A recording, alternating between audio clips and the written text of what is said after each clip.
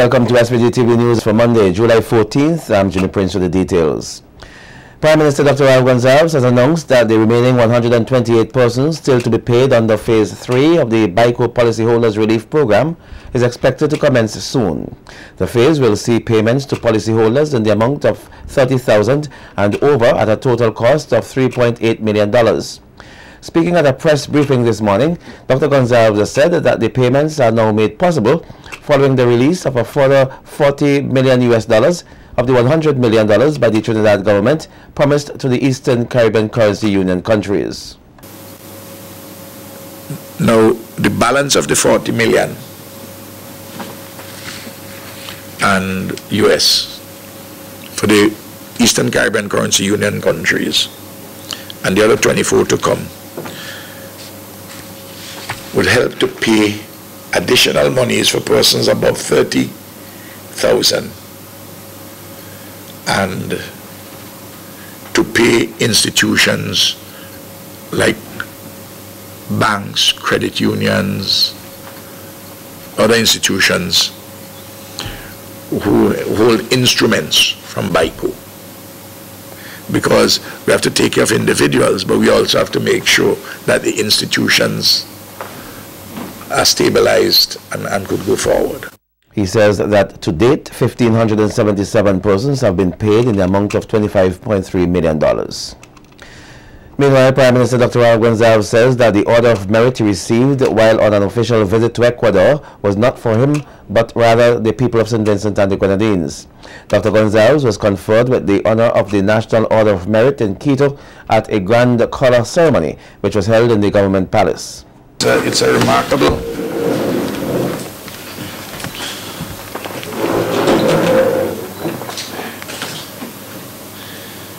it's a remarkable color.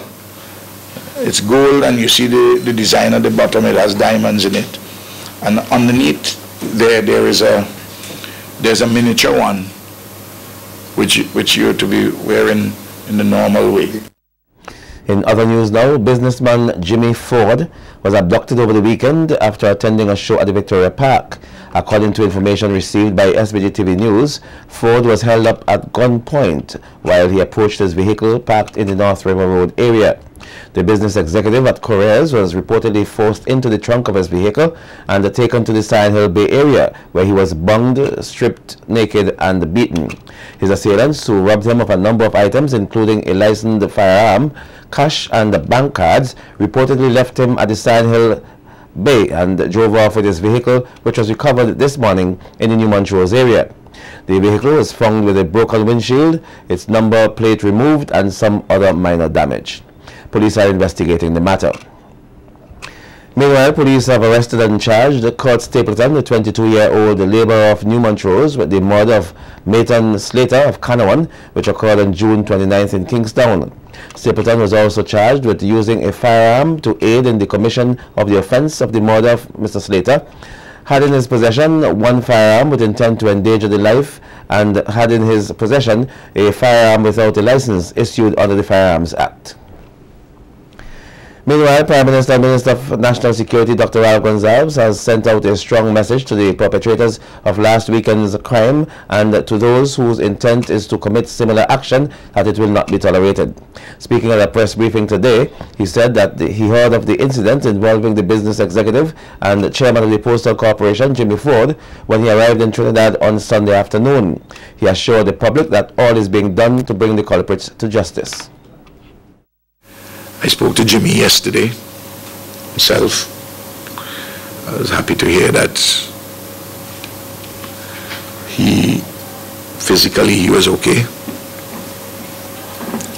Could have so easily had been worse. He said that the police responded very quickly in being on the road looking for him. Find him first. I wouldn't go through the details as to what he said to me, but I want to assure everybody that we have a lot of officers on this case.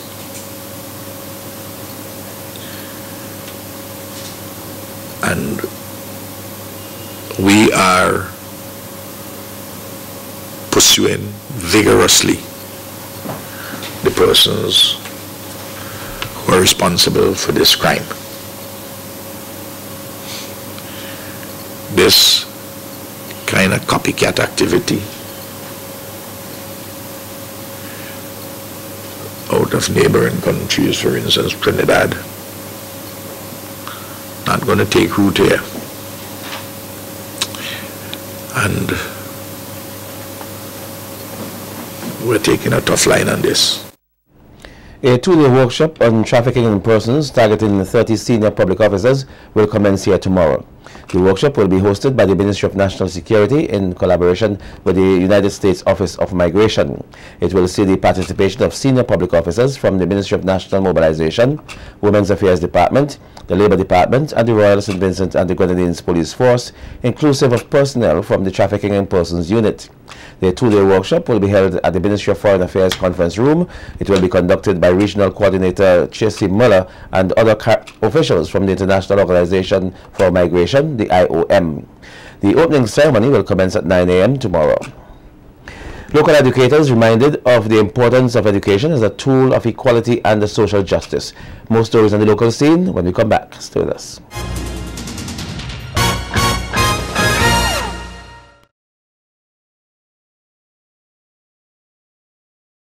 Welcome back. In more local news now, educators participating in a two-week workshop here have been reminded of the importance of recognizing education as a tool of equality and social justice. That was the main message from Public Relations Officer of the St. Vincent and the Grenadines Teachers Union, Wendy Bino, while delivering remarks at the opening of the 2014 Summer Institute Workshop. That workshop is being hosted by St. Vincent and the Grenadines Teachers Union and the Canadian Teachers Federation, along with the Ministry of Education. Bino says on the basis that all students are different, educators can no longer pursue a generalistic approach, but rather devise ways to proactively increase inclusion in education. I am also pleased that the objectives of the workshops are in tandem with the vision and mission of Educational International, Canadian Teachers Federation, and the Ministry of Education, St. Vincent and the Grenadines, extending the frontiers of knowledge and providing quality education while at the same time serving society with distinction. Given the enormous potential of education to change and improve the living standards of our people, it goes without saying that if we can overcome the challenges of providing quality education to all, then we should be able to improve our living standards and thereby realize the development goals that have been elusive for all these years. Biden emphasized that teachers are the most prominent change agents in education reform, as the teachers are both subjects and objects of change. St. Vincent and the Grenadines Teachers Union remains committed to the deliberate, ongoing, high-quality professional development of teachers. This is to ensure that teachers can be responsive to the changing, complex, and challenging demands in education of our nation's children. Our students should see us not as Chief Executive Officers, CEOs, Chief Financial Officers, CFOs, or Chief Technological Officers, TTOs, but as Chief Learning Officers. The theme for the Summer Institute 2014 is Inclusion and Opportunity for All. One of the intentions of all our professional development workshops is to allow you the opportunity to learn from each other and to share your expertise. These workshops also seek to provide an opportunity for you to develop skills and confidence to reach every student with real, relevant differentiation to equip them for 21st century success. Meanwhile, team leader of the Canadian Teachers Federation, Maxine Gillot, says her team is anxiously looking forward to what will come out of the workshop.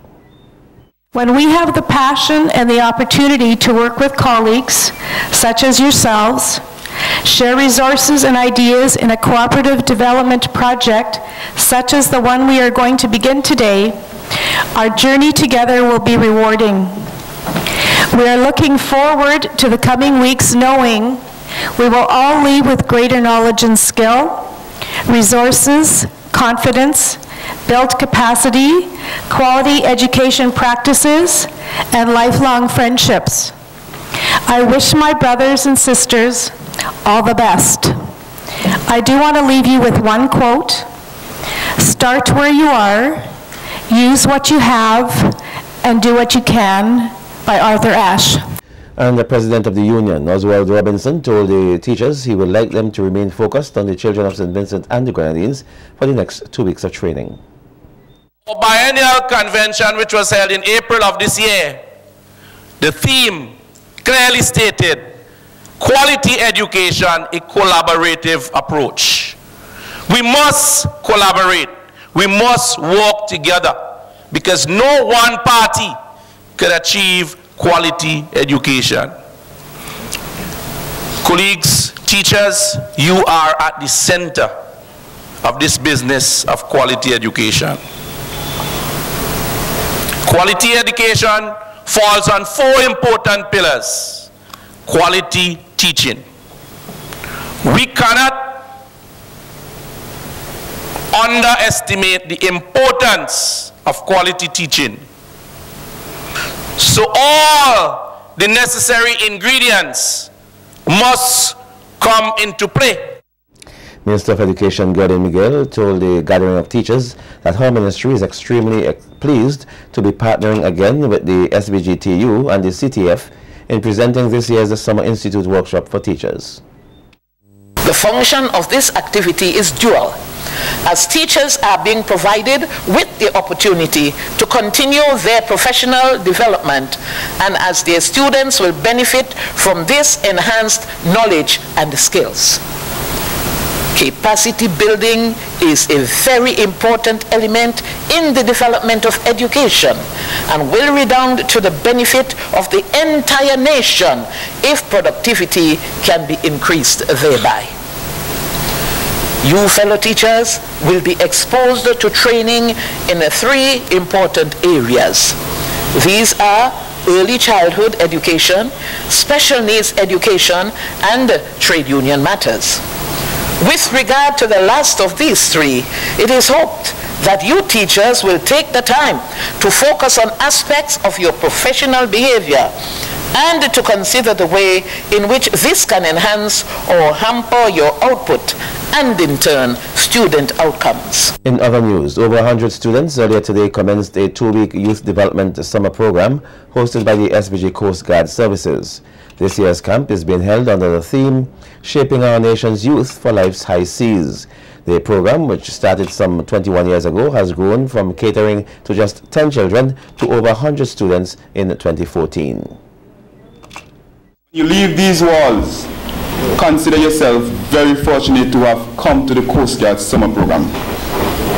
Persons already put down their son and their daughter for the next 2015. Right?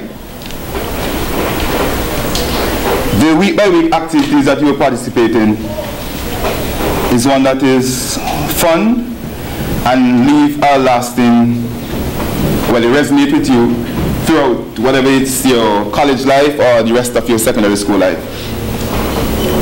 A number of disciplines is taught here, and Miss Matthews in the back there, she's one of our lecturers, and you'll be seeing her face here.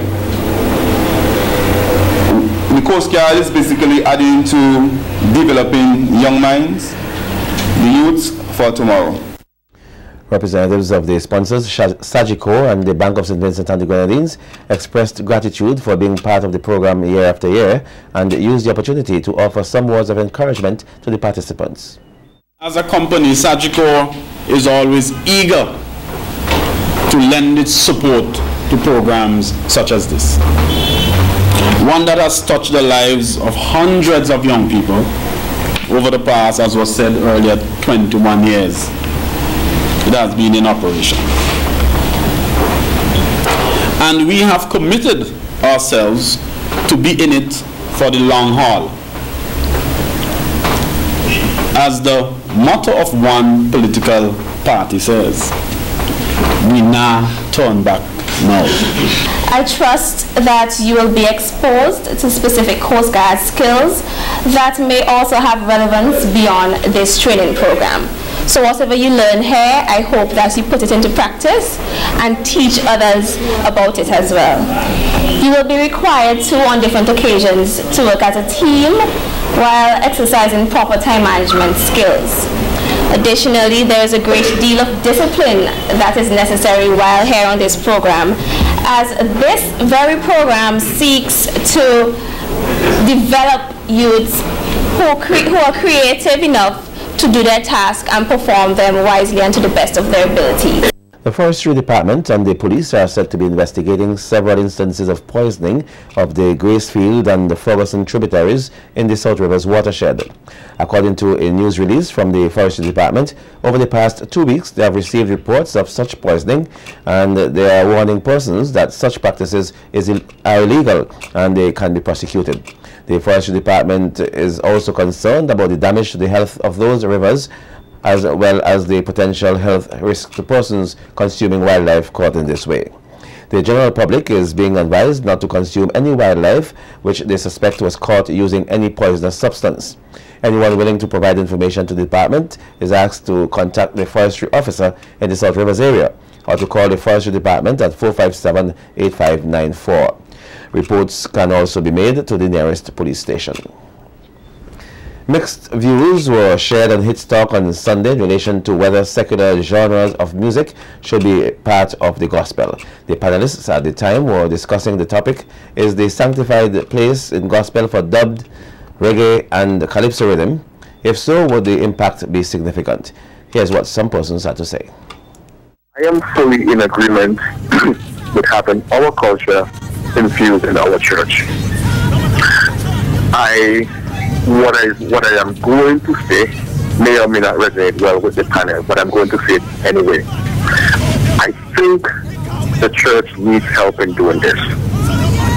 And the reason why I'm saying this is that, okay, we could go back to CG, switching from dancehall to reggae. But if you listen to the reggae music in general, there's a lot of conscious reggae that is out there. I am listening, and you know, a lot of times we fail to remember that. Well, first thing first, let me say, I strongly am in agreement with the fact that we do need to use whatever genre there is to reach people, because at the end of the day we are Christians, and our objective is to go out there and preach the gospel. Our young people, they come out of the school, the first thing when they go into van, they bombarded with Jamaican music, and this Jamaican dub type of music is what is creating havoc. But up comes the situation whereby we are now using this kind of Jamaican lyric and we are bringing it in the church. I'm saying, the devil is saying, man, I'm telling you, this is a recipe for me to create havoc among our brothers and sisters. And I'm only saying, my brother, we have to help them. For the God declared time and season change. Correct. So is man. And I am not going to condemn the young people for the type of gospel. I never noticed are talking about gospel, things that glorify God. Meantime, Pastor Cecil Richards says the secular genre connects the young people and encourages them to seek God. The older generation are more traditional school and steeped in that. But for example, let me show you what I mean. In today's at our church, KBC, Youth Sunday, which means that the youth are in charge. They get to do some numbers, they get to do some things, they get to preach and all that good stuff. But you know what they chose that song, when Jesus to do their number, their dance and all that. Young people think, you know, when Jesus say yes, nobody can say no. Yeah, Jesus say yes, nobody can popular, and they had everybody moving, and they were moving. And I mean, if it didn't connect with everybody, it certainly connected and resonated with all of the young people there. So what we see is that it's just language. Some things just not going to connect. Chairman of the National Gospel Festival Committee, Fidel Taylor, says he believes that all sorts of technology and music should be used to teach the gospel. The genres of music that's available, print books, print tracks, use, as I said, the technology, all of the technology. Some people just have a problem if the church attracting a lot of people. Something's got to be wrong with that. But the Bible also says, multitudes follow Christ. Of course. If you have an issue with people getting saved in the hundreds and thousands, I celebrate it because that is what I was instructed to do by the King of Kings.